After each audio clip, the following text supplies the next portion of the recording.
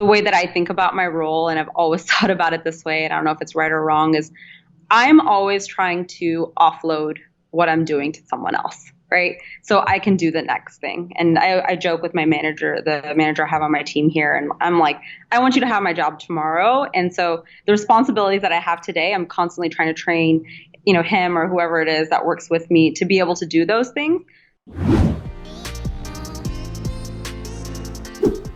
Hey everyone, I'm Chris Ronzio, founder and CEO of Trainual, and this is Process Makes Perfect.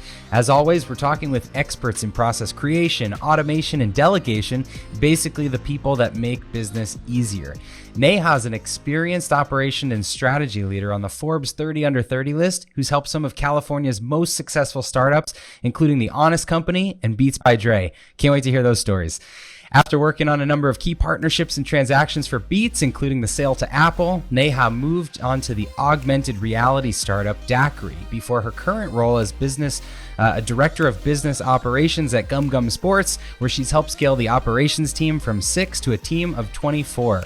Neha loves building teams from scratch, establishing shared vision, optimizing organizational structures, and creating and testing new processes. So obviously, we're all going to love her. Neha, thanks for being here. Thank you. Thanks, Chris, for having me. Can this business thrive without the owner? You got to start putting systems and processes in place. If you don't use the systems, the business will break. We're always looking to buy back our time. You cannot say something once and expect that it actually is received. This is the way we work. A big motivation in that for me is creating a job for myself that I really enjoy. This is how you discover your vision. And this is Process Makes Perfect. There is so much in your intro there, in your bio that I want to dig into. So let's catch up and fill me in and fill everyone in that's listening. Tell us about your background. You've worked at some pretty impressive companies. Right. So I would say my foray into the startup space was definitely non-traditional. When I went to undergrad at UCLA and did a master's in econ with an emphasis in finance at USC, and thought I wanted to go into finance, and was looking at positions in investment banking and just traditional finance roles. And I did an internship and hated it. And I think I cried every day and realized that was not for me. And I was coming up on graduation and didn't know what I wanted to do, and was very confused. And I had a friend who, introduced me to the Honest Company. And the way he presented it was, there's this baby products company that Jessica Alba is starting. Are you interested? And, fresh out of school, definitely didn't have an interest in baby products, but, thought Jessica Alba was cool. And she was co-founding the startup with with Brian Lee, who I was familiar with in Los Angeles as having started LegalZoom and ShoeDazzle. So, yeah. I was fortunate enough to join the team before they launched and was there for about a year. And that's where I like to say I got the startup bug. And so ever since then, my passion has been joining businesses really in their earlier stages, really, and helping think about how to scale, critical parts of the organization. That has taken on a whole lot of different forms as the different roles I've come into. But I think most recently I've been specifically focused on the operations side of business. So my last two roles here at GumGum Sports, and prior to that, DAQRI, have been in operations. That's great. Well, I can't wait to weave through your career in this conversation. I'm sure we'll get a lot of good nuggets. So back to the Honest Company. Let's start there with the startup bug. I have two little ones at home, so I get a box of Honest products delivered to my house once a month. I read that you were behind setting up the customer service team. Can you talk a little bit about how you went from kind of nothing to building out that structure?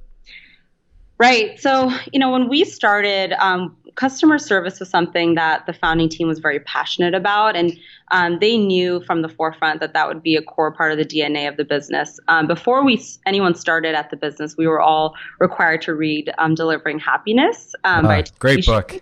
I love that. Yeah. And so, that was the required reading for anyone that was starting at the business. And I think that was the case for a really long time, may still be today. And so again, that just shows the passion that the founding team had around what customer service would be. And I would say from, again, taking a step back from my perspective, when I started Honest, I had a different perspective of customer service. For me, I was imagining, the the person on the end of the line, probably sitting overseas. I was just picking up calls, didn't like their job and was just trying to get through, a preset set of answers and get you off the phone. The way that the Honest Company approached customer service was really different. It was more of a, relationship building with our core customers. And at that early stage of the business, there was a clear understanding of who our customer was. It was, we had a very clear profile of the type of mom and dad that was interested in a product like Honest. And we set up our early customer service processes to cater to that kind of a mom and dad. And so, we're really educated on product, really educated on kind of new trends in the space of, organic products. And then also, doing little things like sending cards and writing handwritten letters and following up on email and checking in on how a pregnancy is going or how kids are doing and really establishing that personal connection. So I know from my experience, when you're building out customer success and customer service, as the company evolves, you get these great ideas like, oh, why don't we send them a card? How do you capture those ideas and make sure they end up in your processes or your documentation so that everyone is doing things the same way? Yeah, I would say the way that we did it at Honest was really through hiring. So again, it came, when we were hiring out the customer success team or customer service team at that time, we were hiring, fresh grads right out of school, who, were just eager and hungry and wanted to get their foot in the door and be able to work with, a celebrity like Jessica Alba. And so we were getting, we were hiring for and making very clear in the beginning what we would be expecting those folks to do. Honestly, I would say a lot of it came, that desire to do things like send cards and handwritten notes came from, people's personal desires, right? And those were things they wanted to do as they built relationships with their early customers. Now, that's easy when you have a handful of customers, right? But as you scale it, that is something that we try to incorporate as a bit more process oriented of, why don't, select a handful of customers and really follow them through their journey and just make it a little bit more, just kind of make it a little easier to manage, some of those things. Yeah, that's great. Okay, so let's go from one celebrity founder to the next celebrity founder with Beats by Dre. So how did you make that transition? What was that opportunity? Yeah, so I had been at the Honest Company for about a year, and I had no plans to leave. And, I was having a really great time there. And I was reached out to by a recruiter and found out that they were looking to expand their strategy and business development team. And, funny enough, I actually didn't know anything about Beats by Dre at the time. Luckily, I had my brother over when the recruiter reached out, and I asked him, I'm like, what's Beats by Dre?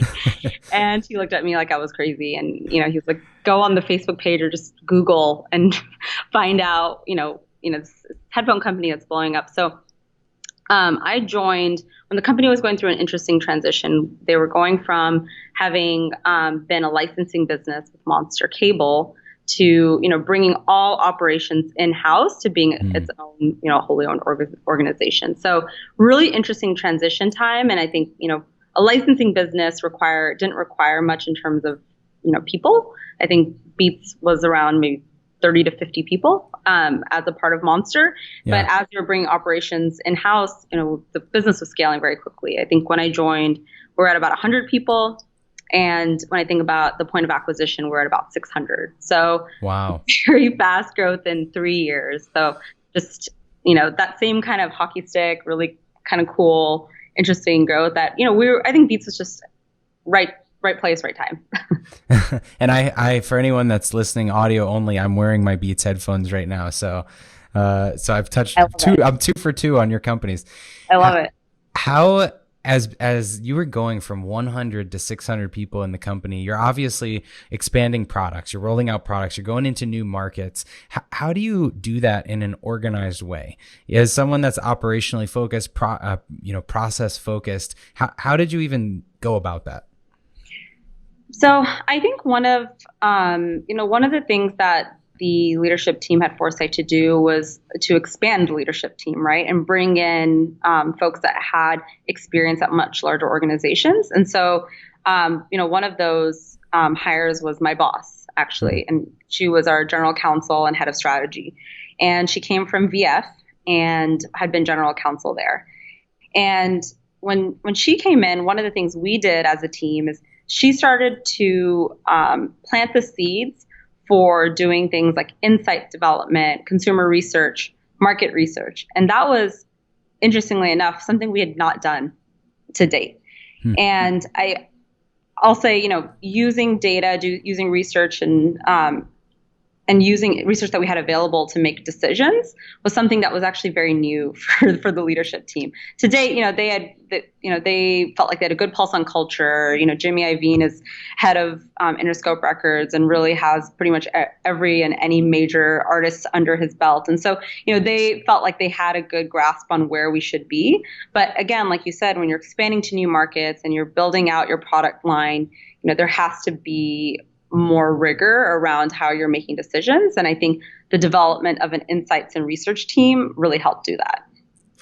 So that's great. You, as a company grows, I think it's important you bring in people that are experienced. They've done this before. They can bring that knowledge to the business. Now, what about as people are being promoted from within? How do you make sure that the knowledge that someone gained in one position can transfer effectively to the person that's going to replace them in that role? I'm curious if you saw that at all, or if maybe it's easier to answer. As you transitioned from company to company, what was that process like of buttoning up all the things that you did for the next person? Yeah, that's a great question. I think a lot of the way, personally, I'll just answer personally, the way that I think about my role, and I've always thought about it this way, and I don't know if it's right or wrong, is I'm always trying to offload what I'm doing to someone else, right? So I can do the next thing. And I joke with my manager, the manager I have on my team here, and I'm like, I want you to have my job tomorrow. And so the responsibilities that I have today, I'm constantly trying to train, him or whoever it is that works with me to be able to do those things. That one enables me to be able to move on to new tasks. And you know what? If I need to move on quickly or things change, there's less of that kind of painful transition. And second, it helps the team around me expand their skill sets, be able to have a better understanding of what I do, and also just bring that fresh perspective into things that I'm doing on a daily basis. All right, guys, taking a quick break here to ask you for a quick favor. If you like what you hear on the show, please take a moment to review us on Apple Podcasts or wherever you're listening to the show. And if you snap a screenshot of your review and you send it to me at Chris Ronzio or at Trainual on any social media platform, we'll send you a free Process Makes Perfect t-shirt and some other swag. We'd love to hear what you think. Okay, back to the show. Absolutely. I love that answer. I agree wholeheartedly. It's like, if you want to grow and you want to be free to take on opportunities, then this gives you the most flexibility to train people as you go. Exactly. Now, so you were at the company through the transition to Apple. Is that right? That's correct. Yeah. So I'm curious, a lot of entrepreneurs have aspirations of selling a company or getting acquired. How did the cultures merge through that transition? And what was it like to combine Beats by Dre's playbook with Apple's playbook in a sense? Yeah, it's funny, I encounter people who have gone through a lot of acquisitions, and that was my first. And, it was, for me, it felt like a very painful process. And, I think it depends on who the acquirer is, right? Apple has its own very strong culture, and there's such a large, massive corporation that they wanted to keep Beats as is. They wanted Beats to continue with the magic that we had, and the cultural relevance that we had without being too involved with and getting influenced by Apple. But since they're such a large organization, I don't think they could help themselves. And so, very quickly we were pretty much swallowed whole. And I think one of the interesting things on that too is, like, just for perspective, in terms of revenue, Beats was topping $1.5 billion, and we were like a decimal point for Apple, right? And so for us, in our grand scale of things, or from our perspective, we felt like we were a big player in our space. But when you're acquired by a company of that size, you're really non-existent. You're like a line, a sub-line in the accessories category, and that's your perspective and your position within a company changes. So I think we got swallowed whole. I think the Apple culture and the Beats culture were very different, right? As you can probably imagine, Apple sits in the valley. It's on average, the tenure is very long for people that have worked there. So I was sitting in meetings with the operations team, and people would introduce themselves, and most people had been there 10 years, 15 years, Wow. And at Beats, if you had been there for more than 3 years, you were an old timer, right? So Yeah. it's, there's that difference. We were used to kind of moving fast and not really following a lot of processes and rules and just trying to make things happen. And we were purposefully built that way operationally because, our head of marketing and our executive team wanted to be able to, quickly develop a headphone or quickly develop a product with a relevant artist or a relevant athlete. And so we purposely kept our processes very nimble. And then when we were, moving towards Apple's processes, those were very different. So, I think culturally speaking, very different, process-wise, very different. I don't think two more different companies could have come together.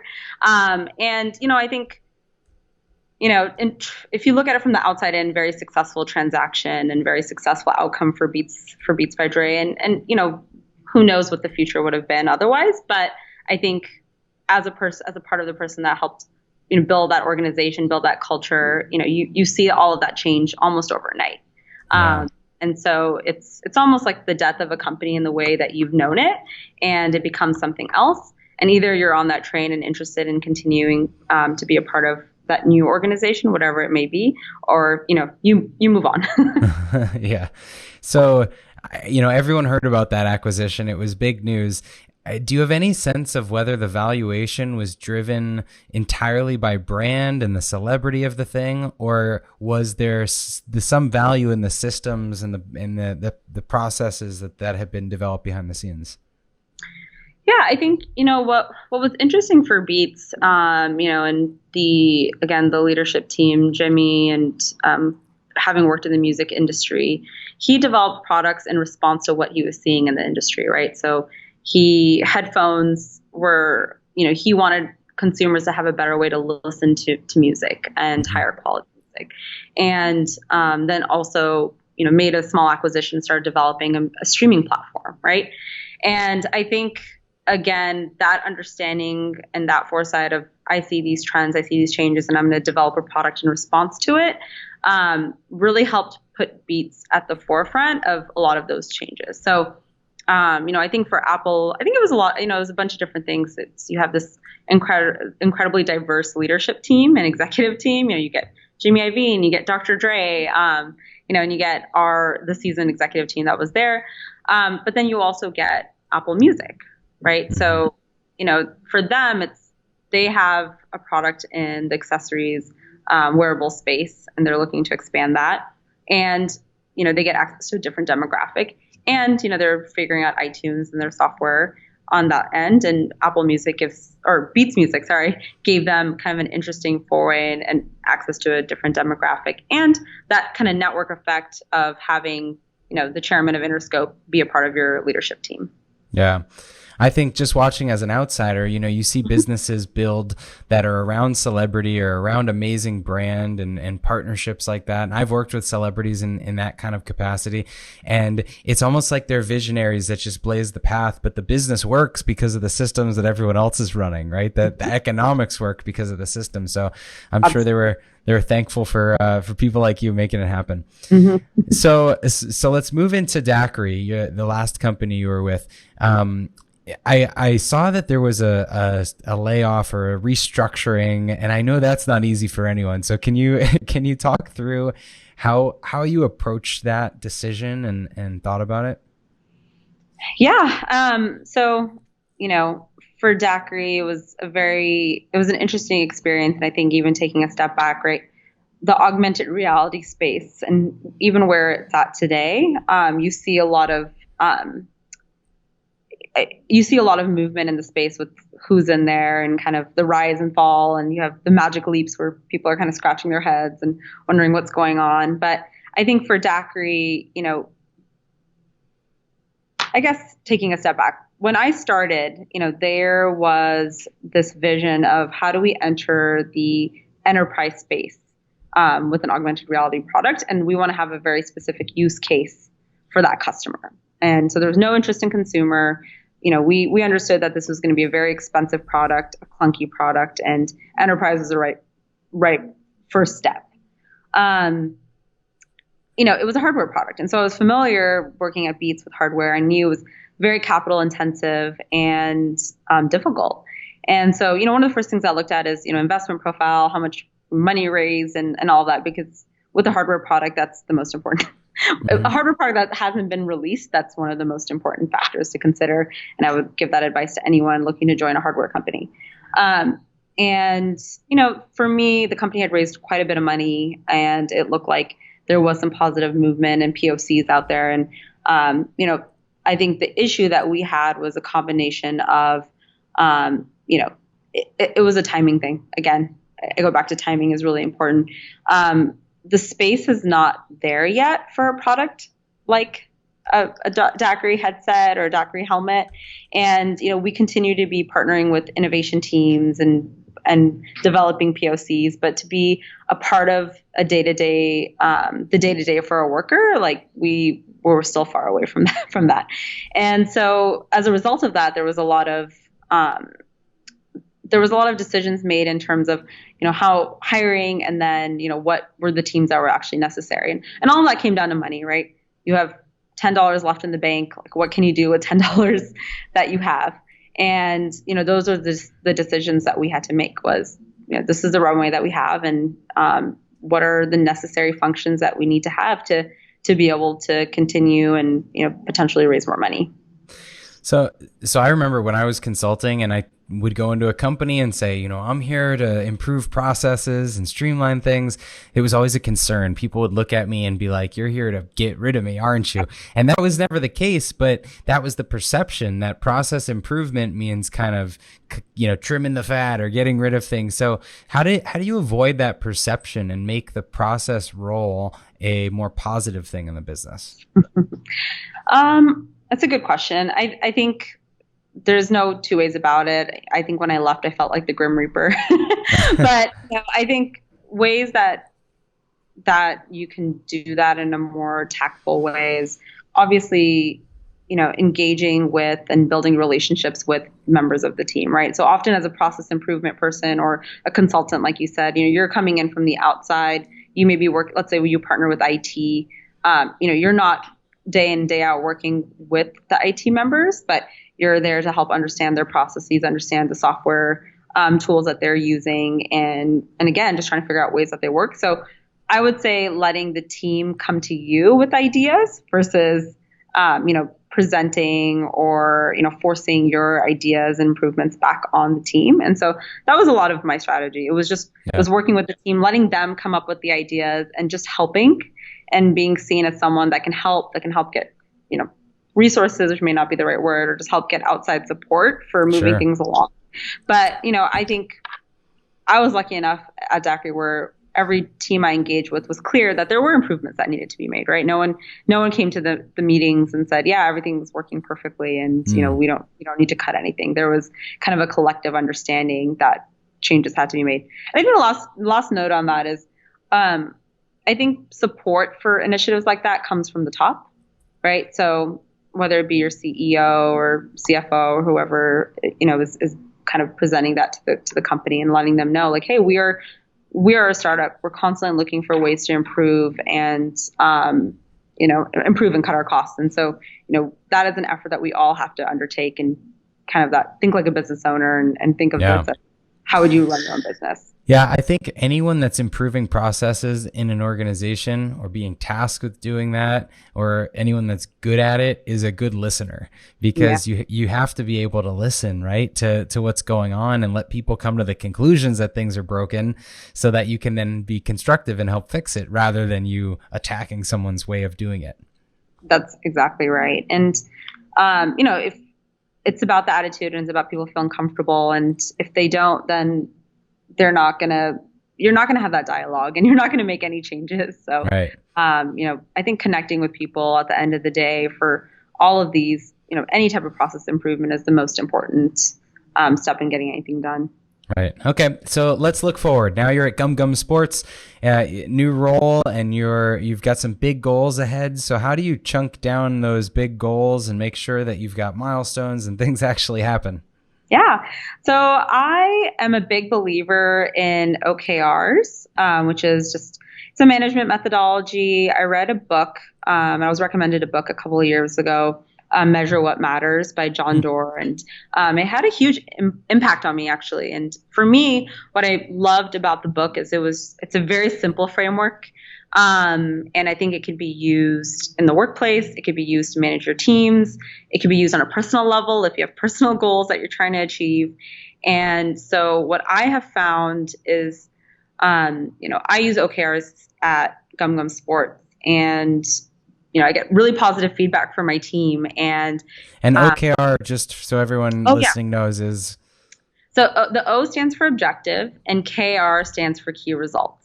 So essentially, at a very high level, what you're asked to do is you put together an objective. So let's say I want to lose 5 pounds is your objective, right? And your key results are very specific. You have 3 to 5 key results per objective, and they're very specific. They're measurable, and they have a deadline. So it can be things like sign up for the gym by, Friday, August 23rd, and, go to the gym 3 times the week of August 25th. So very, very specific. They're very measurable, and you can, look back at them, grade them, and see whether you achieve success. So, generally when working with my team, I'll ask them to put together a minimum of 3 objectives. One that's relevant to their current day-to-day, one that's a reach goal. So something that, they probably won't accomplish, but is a bit ambitious, and then a personal goal. So, run a half marathon or whatever it is that they personally are trying to do in their life. And I've just found it to be a tool that empowers each individual to stay true to the goals that they want to achieve. And as a manager, I'm just kind of checking in on it. And from time to time, even like once a month, I'll look and say, hey, how's your half marathon training going? And, a person will be like, oh, haven't started, but, so then I'll be like, let's shift the dates and, let's get back on track with that. So. That's great. So set goals, set milestones or objectives and key results, whatever language you use, make sure there's something scheduled, and then you just hold people accountable, right? Yeah, that's right. Perfect. Well, as I look back and look at your amazing career so far and jumping from place to place, I think a great lesson is to always be training your replacement. And I think anyone listening should take that away, that, regardless of what you're doing today, make sure you've got that written down, got that playbook, got other people cross-trained, because if you want to be free to take on the next exciting opportunity and not leave your company in a bad place, that's the way to do it, right? Absolutely. Is there anything else you'd like to share with everyone listening? No, I don't think so. I mean, I think you're absolutely right in terms of documentation and ways that I go about that. Last note on that is, one of the things I've found to be really powerful is, as I hire, I have new hires redo our training documentation. So nice. We just had a training just about an hour ago, and I had one of our newest hires and an old hire, do the training. And I think I found that's the best way to keep your materials up to date, fresh, and make it so that someone new can understand them. I love it. Neha, I totally agree. So have your newest hires give advice on your training materials, because it's fresh to them. They can fill in the gaps. I love it. So Great advice. If people are looking to connect with you, where can they find you? So the best place is on LinkedIn, actually. So you can find me on LinkedIn under my name, Neha Gupta, and feel free to reach out or send a message. And I love connecting with new folks and new industries every day. Perfect. Well, thanks so much for being on Process Makes Perfect, and really appreciate the advice. Thank you, Chris. Hey, thanks for listening to Process Makes Perfect. If you're watching on YouTube, we do have an audio version available everywhere you listen to your podcast, so be sure to check that out. If you liked what you heard, please leave a review and be sure to subscribe to the channel here. And we'd love if you would tell a few friends or family or anyone you think that could benefit from this. You can find me on social media anywhere at Chris Ronzio, or the company Trainual, that's Train UAL, like a training manual, at Trainual, anywhere you want to follow us. Thanks for watching. We'll see you next time.